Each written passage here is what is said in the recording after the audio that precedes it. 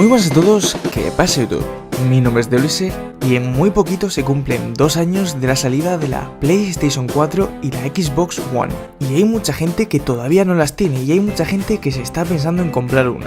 Es normal, está llegando un punto en el que estas consolas van a empezar a bajar de precio, salen bastantes accesorios y los juegos se están empezando a consolidar y están saliendo casi todas las exclusivas más importantes. Entonces, a este punto seguramente estás pensando en comprarte una consola, o simplemente quieres encontrar la diferencia entre ellas, sobre todo entre la Xbox One y la PlayStation 4, porque digamos que la Wii U es un tipo de consola un pelín diferente.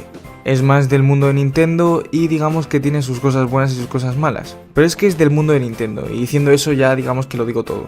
La PS4 y la Xbox One son dos grandes consolas, pero han cambiado un poco desde su lanzamiento, y 2 años después es buena fecha para analizarlas. Os voy a decir los precios en dólares, también en euros digamos que sería lo mismo pero en euros, aunque el cambio no sea así. Y aunque ha cambiado un poco, en principio a esta fecha, la Xbox One viene por $350, una consola que a la hora de salir le costó un poco y en cuestión de ventas pues no fue un éxito. Pero digamos que ahora después de los 2 años ha remontado un pelín. Para $350 tienes una consola con 500 GB, hay opción de 1 TB simplemente por 400, tienes también un controlador, un headset, un cable para conectarlo y un HDMI. Mencionar también que hay packs con juegos, normalmente en fechas de Navidad o fechas donde se regalan. En el otro lado tenemos la PlayStation 4, $350 también. La consola de Sony.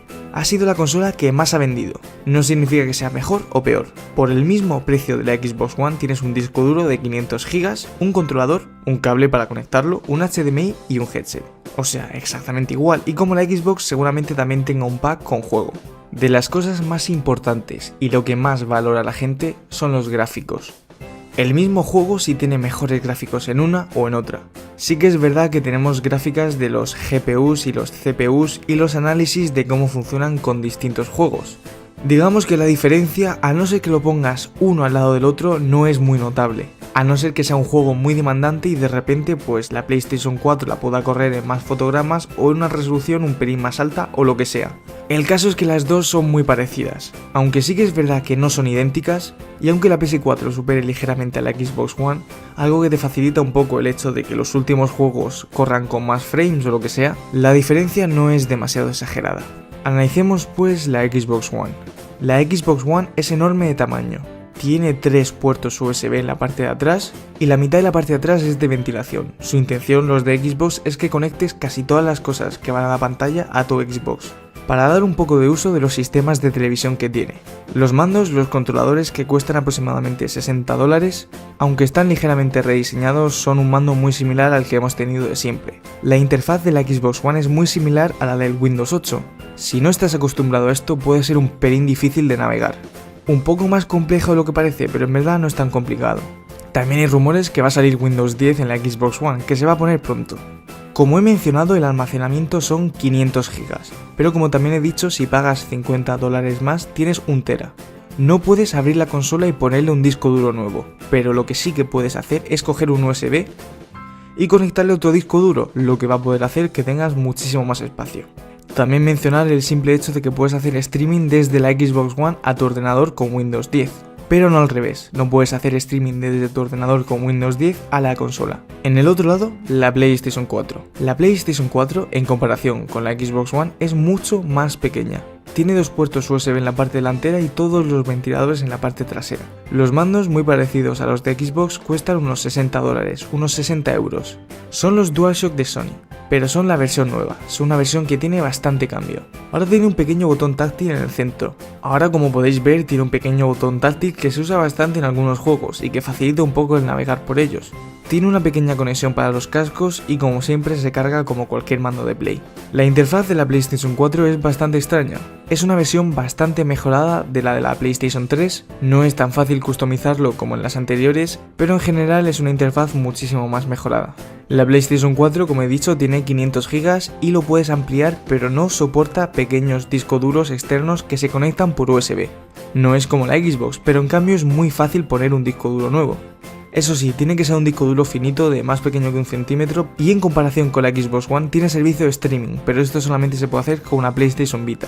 Hay una comparación de los dos menús y la gente tiene pequeña inclinación por preferir el de PlayStation 4. Como habéis visto, son consolas bastante parecidas. Sí que es verdad que alguna tiene alguna cosa un poco distinta de la otra, pero donde digamos que se zanja un poco la diferencia son en los juegos.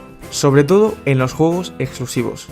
Los juegos gordos de la PlayStation 4 es el Bloodborne, el Infamous Second Son, The Last of Us Remastered, MLB 15, The Snow, The Order 1886 y Until Dawn, en comparación con el Halo 5, Rise of the Tomb Raider, Forza Motorsport 6, Gears of War Collection, Sunset Overdrive y Titanfall, de Xbox. Y otros juegos que no son exclusivas de compañías enormes, tenemos para la PlayStation 4 Helldivers, Talos Principle, Hotline Miami 2, Resogun, Soma, Transistor y Journey.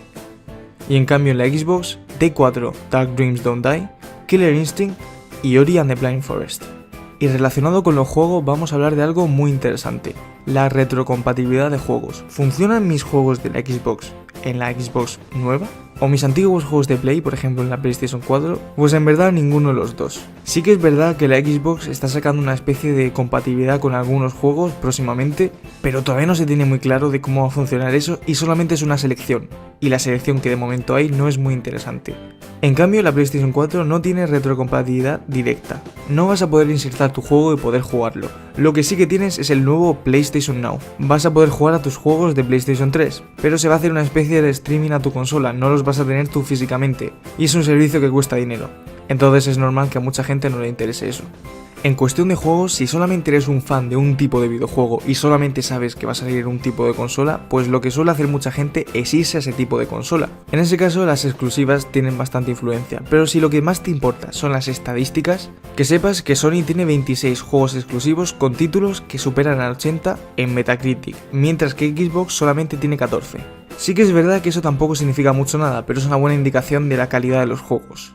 Y mencionando el online, que ya sabemos que antiguamente pues el de PlayStation era gratuito y el de Xbox era de pago, ahora digamos que las dos cosas están bastante empatadas. Los dos servicios, uno llamado el Xbox Live Gold y el PlayStation Plus, son servicios que cuestan, en el caso de Xbox, $60 y en el caso de PlayStation, $50 al año. Son servicios que tienen básicamente lo mismo, prácticamente idéntico, lo que pasa es que cuesta $10 menos el de PlayStation.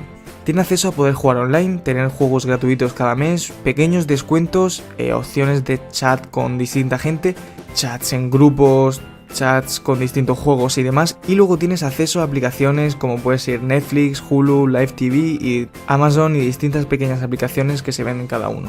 Son digamos que muy parecidos. La Xbox One está intentando formar parte de tu televisión. Puedes ver la televisión a través de ella, tiene los distintos servicios y claro, obviamente soporta ver vídeos y poder controlar la televisión. En cambio, la de PlayStation 4 tiene aplicaciones para ver vídeos, soporta la reproducción de vídeos, pero no tiene la conexión con televisión. Ya directamente no voy a dar mi opinión, eso ya lo daría yo en otro vídeo, pero simplemente deciros que las dos son muy parecidas, una destaca en una cosilla mientras que la otra está un poco por detrás y en otra cosa pues es al revés, entonces no sé muy bien qué elegir. Lo normal y debido a que las dos se intentan aproximar a la otra y hacer cosas muy parecidas es que elijas según los juegos. Los gráficos son muy importantes, las funciones y todo eso son esenciales, pero digamos que los juegos es digamos la única razón por la cual te estás comprando una consola. Así que yo si fuese tú decidiría un poco según los juegos que están saliendo. ¿Te gusta más un tipo de juegos que se suba a una consola o los otros? Y bueno chicos, espero que os haya gustado el vídeo, espero que os haya servido un poco después de estos 2 años lo que se ha visto y lo que ha cambiado cada consola, son muy parecidas. Decidme en los comentarios si tenéis una o si estáis pensando en compraros una, ¿cuál elegiríais? Si os ha gustado, un like y un favorito siempre se agradece y nos vemos en los próximos.